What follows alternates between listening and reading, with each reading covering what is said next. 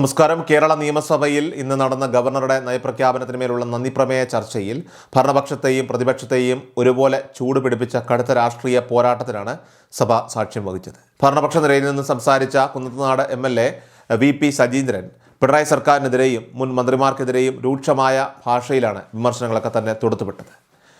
V ശിവൻകുട്ടിയുടെ നിയമസഭയിലെ പഴയകാല സംഭവങ്ങൾ മുതൽ KB ഗണേഷ് കുമാർ, വീണ ജോർജ്, ചിഞ്ചു റാണി, P രാജീവ് എന്നിവരുടെയൊക്കെ പ്രവർത്തനങ്ങളെ വരെ കടുത്ത നർമ്മത്തിലും പരിഹാസത്തിലും പൊതിഞ്ഞ് അദ്ദേഹം വിമർശിക്കുകയുണ്ടായി. നിലവിൽ സഭയിലില്ലാത്ത മുൻ മന്ത്രിമാരെ പരാമർശിച്ചതുമായി ബന്ധപ്പെട്ട് ധനകാര്യമന്ത്രി KN ബാലഗോപാലിന്റെ പ്രതികരണത്തിൽ സ്പീക്കർ ഇടപെടുകയും സഭയിൽ വലിയ വാദപ്രതിവാദങ്ങൾ ഉയരുകയും ചെയ്തെങ്കിലും തന്റെ പ്രസംഗത്തിലുടനീളം ശക്തമായ ആഞ്ഞടിക്കലാണ് സജീന്ദ്രൻ നടത്തുകയുണ്ടായത്. ഒടുവിൽ മുൻ മുഖ്യമന്ത്രി പിണറായി വിജയനെ ഭാവി പ്രതിപക്ഷ നേതാവായിട്ട് ആശംസിച്ചുകൊണ്ട് അദ്ദേഹം അവസാനിപ്പിച്ച പ്രസംഗം സഭയെ അക്ഷരാർത്ഥത്തിൽ പിടിച്ചുകുലുക്കിയ ആ രാഷ്ട്രീയ പ്രസംഗത്തിന്റെ പൂർണ്ണരൂപം നമുക്കൊന്ന് കണ്ടുവരാം.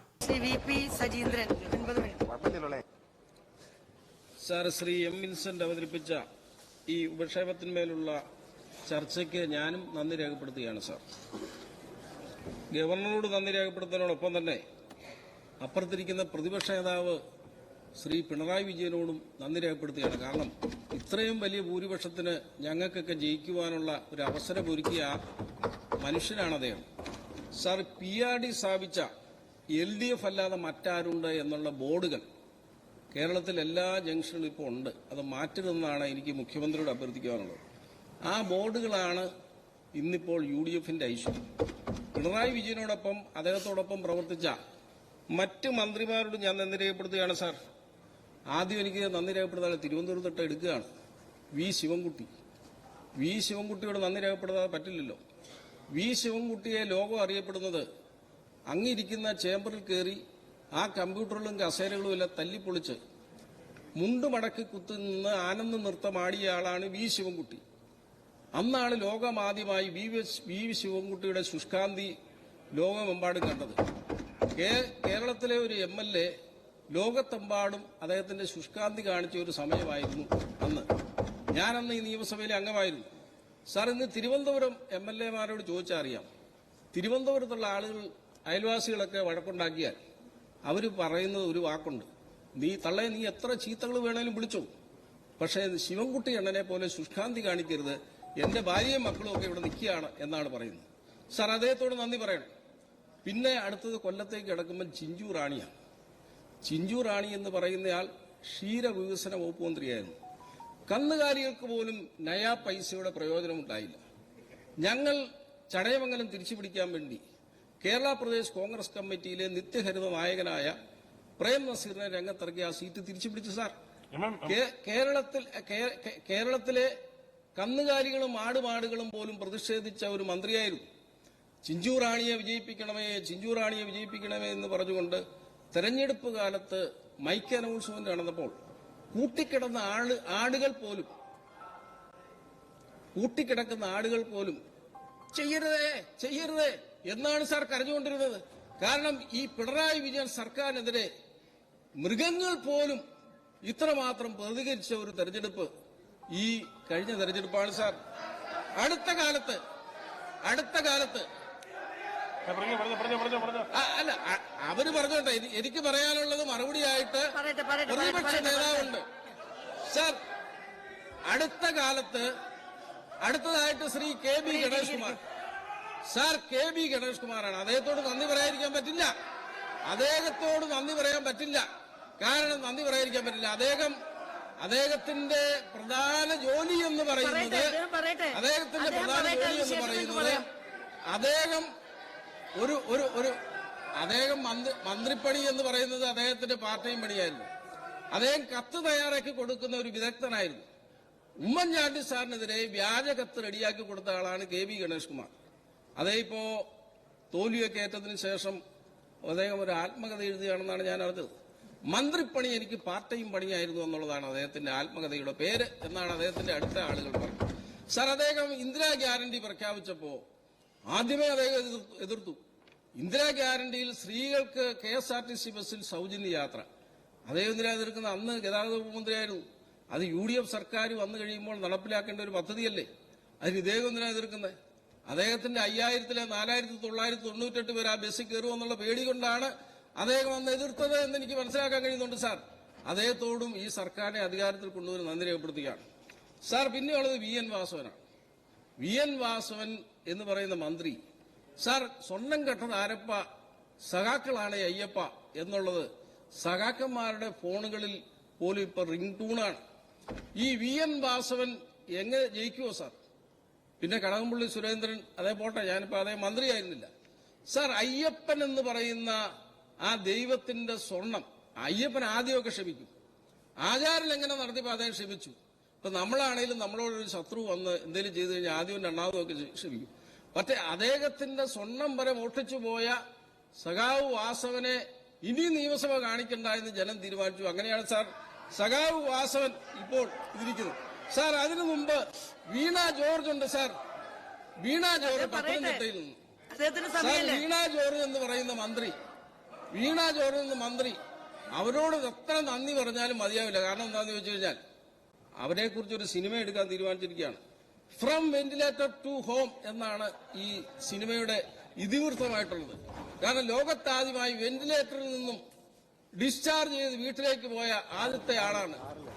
ട്രംപിന് പോലും അങ്ങനെ സംഭവിച്ചിട്ടില്ല. അപ്പൊ ഏതായാലും അവരെ അഭിനയിക്കാൻ കിട്ടിയാൽ ആ പടത്തിന് അവാർഡ് കിട്ടുമെന്നുള്ള പ്രതീക്ഷയിലാണ് ശ്രമിച്ചുകൊണ്ടിരിക്കുന്നത്. പിന്നെയുള്ളത് റോഷി അഗസ്റ്റിൻ, കേരള കോൺഗ്രസിന്റെ നേതാവ്. മാണി സാർ സ്വർഗലോകത്തിരുന്നുകൊണ്ട് സന്തോഷിക്കുന്നുണ്ടാകും സാർ. കാരണം എന്തെന്ന് ചോദിച്ചു കഴിഞ്ഞാൽ ഈ കോഴമാണി എന്ന് പറഞ്ഞുകൊണ്ട് ഈ സഭയിൽ കയറി നിന്ന് അങ്ങിരിക്കുന്ന കസേര വരെ തല്ലിപ്പൊളിച്ച, അവരോടൊപ്പം ചിക്കൻ ബിരിയാണിയും കഴിച്ച് 5 വർഷക്കാലം സുഖജീവിതം നയിച്ച ആളാണ് റോഷി അഗസ്റ്റിൻ. പാവം ആ ജോസ് കെ മാണിയെ പോലും തെറ്റിദ്ധരിപ്പിച്ച് ഒരു പരുവത്തിലാക്കി നിൽക്കുകയാണ്. അപ്പൊ അധികം താമസിക്കാതെ കേരള കോൺഗ്രസ് റോ എന്ന് പറയുന്ന ഒരു പാർട്ടി കേരളത്തിലുണ്ടാകും. റോഡിലിറങ്ങാൻ ആളില്ലെങ്കിൽ റോ പാർട്ടി സിന്ദാബാദ് എന്ന് മുദ്രാവാക്യം വിളിച്ചുകൊണ്ട് അദ്ദേഹം മുന്നോട്ട് പോകും സാർ. പിന്നെയുള്ളത്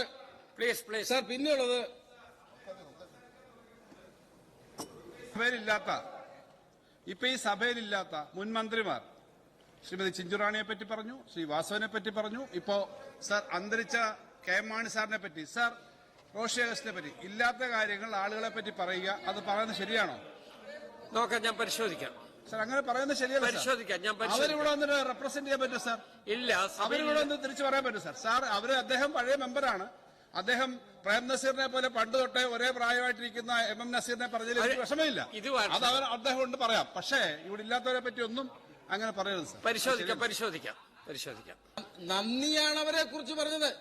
അടുത്തത് പറയാൻ പോകുന്നത് ഞാൻ MLA ആയ എറണാകുളം നിയോജകമണ്ഡലത്തിലെ പി രാജീവിനെ കുറിച്ച്. അദ്ദേഹം ഇതുവരെ തോൽവിയെ സമ്മതിച്ചിട്ടില്ല സാർ.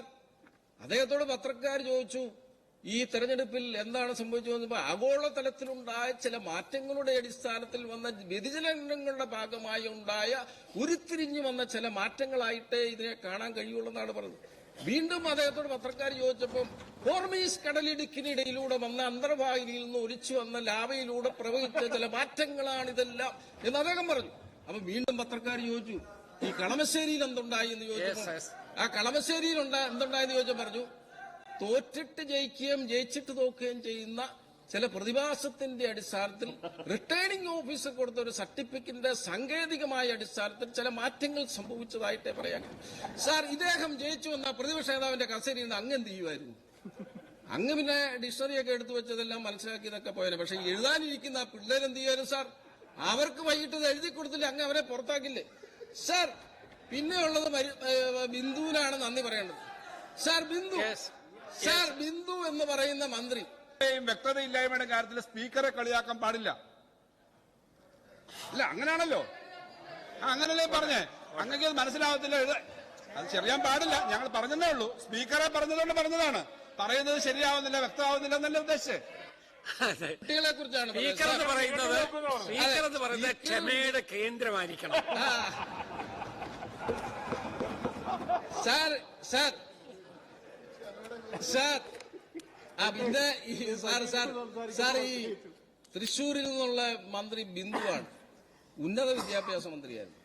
ബിന്ദുവിൽ നിന്നും ബിന്ദുവിലേക്ക് പെൻഡുലം ആടിയതല്ലാതെ ഒരു വിദ്യാഭ്യാസ വകുപ്പിലും ഒന്നും നടന്നില്ല സാർ. പിന്നെ കെ കൃഷ്ണൻകുട്ടി, അദ്ദേഹം പ്രായമുള്ള ആളാണ്, എനിക്ക് വളരെ അടുപ്പമുള്ള ആളാണ്. ഞാൻ അദ്ദേഹത്തെ വെറുതെ വിടുകയാണ്. അദ്ദേഹം മന്ത്രിസ്ഥാനം ഒഴിഞ്ഞങ്ങ് പോകുമ്പോൾ അദ്ദേഹം ഒരു സത്യം വിളിച്ചു പറഞ്ഞു.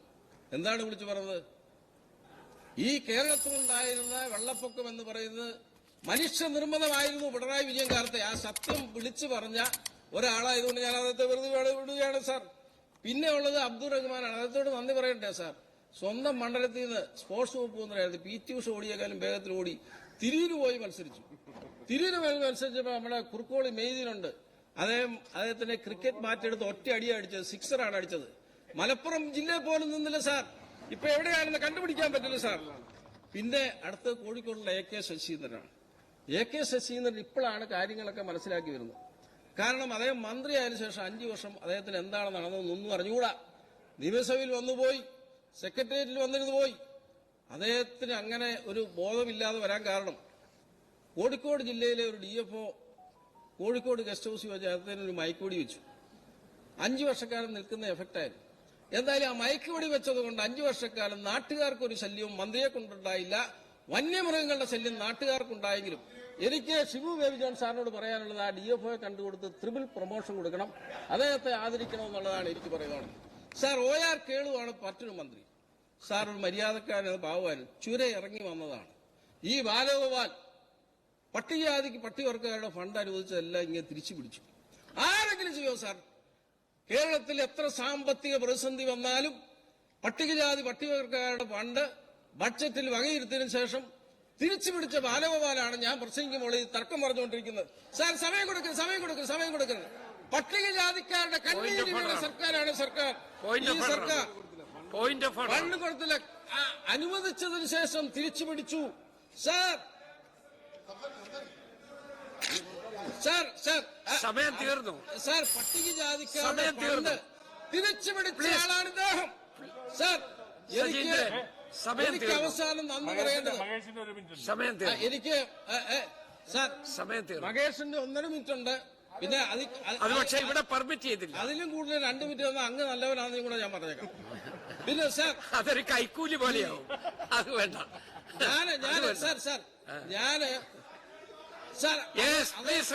പട്ടികജാതിക്കാരുടെ ഫണ്ട് വെട്ടിപ്പിടിച്ച ആളാണ് ഇദ്ദേഹം. സാർ ഒരു കാരണവശാലും കൊടുക്കരുത്. സമയായി സാർ. അടുത്ത പ്രതിപക്ഷ നേതാവ് സംസാരിക്കാനുള്ളതാണ്. Please resume your seat. സമയായി തീർന്നു, സമയം കഴിഞ്ഞു. 2 മിനിറ്റോളം കൂടുതലായി, 2 മിനിറ്റിലധികം കൂടുതലായി. ഇത് കൺക്ലൂഡ് ചെയ്യാനായിട്ട് മൈക്കൊന്ന് കൊടുക്കൂ. കൺക്ലൂഡ് ചെയ്യണ്ട.